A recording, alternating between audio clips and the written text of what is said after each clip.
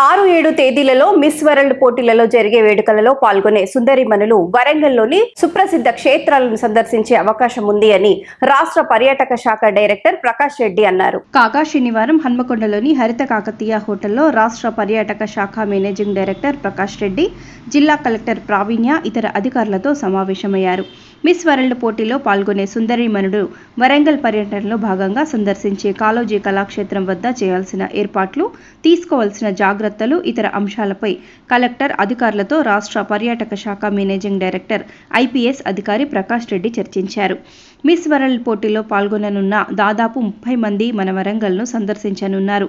Programme ఏ విధంగా ఉండాలి, ఎలా రిసీవ్ చేసుకోవాలి అని మిగతా అన్ని డిపార్ట్మెంట్స్ కోఆర్డినేట్ చేయవలసిందిగా కలెక్టర్ ప్రావీణ్య కోరారు.